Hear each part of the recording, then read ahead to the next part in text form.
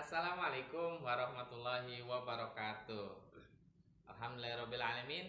Ketemu lagi anak-anak dengan Pak Nabil pada pelajaran pendidikan agama Islam dan budi pekerti. Kita awali pelajaran hari ini dengan pembacaan basmalah. Bismillahirrohmanirrohim. Pada minggu ini kita akan belajar mengenai pelajaran 6. Ayo belajar. Subtema A. Semangat belajar Nabi Idris alaihi salam. Sebelumnya kita dukung channel ini bagi anak-anak yang belum klik subscribe, like, comment, and share. Tujuan pembelajaran menunjukkan sikap semangat dan rajin belajar sebagai implementasi dari pemahaman kisah keteladanan Nabi Idris alaihi salam.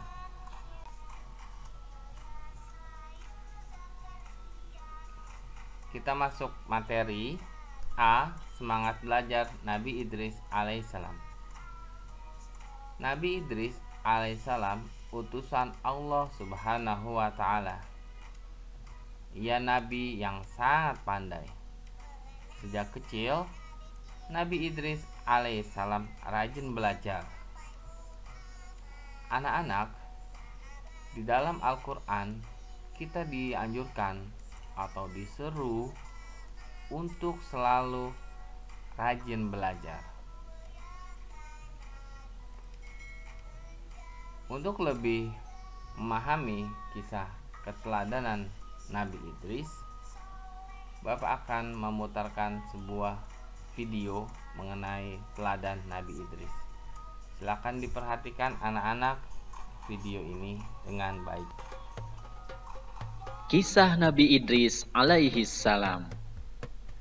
Nabi Idris adalah keturunan ke-6 dari Nabi Adam alaihi salam yang lahir di Mesir. Beliau diberi nama Idris karena gemar membaca dan menulis. Nabi Idris merupakan nabi yang sangat pandai dan cerdas karena rajin belajar. Beliau adalah orang pertama yang dapat menjinakkan kuda liar. Setelah menjinakkannya, kuda ini dapat digunakan untuk tunggangan atau untuk mengangkat berbagai barang. Orang-orang yang melihat ini sangat keheranan karena tidak menyangka bahwa Nabi Idris alaihissalam bisa lebih cepat daripada mereka yang sedang berjalan kaki. Dengan adanya kendaraan ini, kaum Nabi Idris sangat terbantu dan menjadi semakin makmur. Nabi Idris pun menjadi orang yang sangat disegani dan menjadi seorang panutan. Nabi Idris alaihissalam adalah manusia pertama yang mulai menulis dengan pena. Sejak kecil, Nabi Idris alaihissalam rajin belajar. Beliau dianugerahi berbagai kepandaian oleh Allah subhanahu wa ta'ala. Di antaranya adalah ilmu alam semesta, ilmu tulis-menulis, dan ilmu berhitung. Beliau juga manusia pertama yang dapat menjahit sehingga membuat pakaian lebih nyaman daripada pakaian yang terbuat dari daun yang dirajut. Selain itu, beliau juga menguasai berbagai bahasa.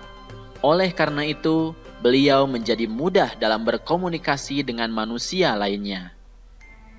Dengan ditemukannya berbagai teknologi oleh Nabi Idris, hal ini menjadikan beberapa keturunan dari Qabil, putra Adam, iri. Mereka pun mulai menyusun rencana yang jahat dan mengganggu kaum Nabi Idris yang sedang bekerja. Semakin hari, sikap keturunan Qabil menjadi semakin jahat dan kasar. Karena sikap keturunan Qabil yang semakin meresahkan, kaum Nabi Idris pun menyampaikan kejahatan-kejahatan yang dilakukan keturunan Qabil kepada Nabi Idris. Akhirnya, Nabi Idris pun meminta petunjuk kepada Allah subhanahu wa ta'ala ke balik bukit. Pada usia 82 tahun itulah, Nabi Idris alaihissalam diangkat menjadi Rasul atau utusan Allah untuk memberikan peringatan kepada seluruh umat manusia. Bismillahirrahmanirrahim. Dan ceritakanlah, hai Muhammad, kepada mereka kisah Idris yang tersebut di dalam Al-Quran. Sesungguhnya ia adalah seorang yang sangat membenarkan dan seorang nabi, dan kami telah mengangkatnya ke martabat yang tinggi. Quran Surat Maryam ayat 56 sampai 57. Akhirnya Nabi Idris pun mulai melaksanakan tugas kerasulannya, yaitu memberikan peringatan kepada keturunan Qabil untuk kembali kepada jalan yang benar. Setelah diberikan peringatan, keturunan Qabil tidak menerima peringatan dari Nabi Idris. Kemudian mereka pun menantang kaum Nabi Idris untuk berperang. Nabi Idris pun tidak pantang menyerah untuk menegakkan kebenaran. Kaum Nabi Idris pun mulai membuat peralatan untuk berperang dan benteng untuk mencegah serangan. Akhirnya peperangan pun tiba. Dalam peperangan tersebut, Nabi Idris alaihissalam menjadi panglima perang sehingga mendapat julukan Asadul Usud, yang artinya singa dari segala singa, karena tidak pernah terputus asa dalam menjalankan tugasnya untuk memerangi kejahatan. Nabi Idris alaihissalam merupakan ahli strategi perang, sehingga dapat memenangkan setiap pertarungan melawan musuhnya. Akan tetapi, keturunan Qabil menjadi semakin banyak dan kejahatannya semakin merajalela, terutama kepada wanita dan anak-anak. Pada akhirnya, Allah Subhanahu wa Ta'ala memerintahkan Nabi Idris beserta kaumnya untuk berhijrah ke tempat yang lebih aman.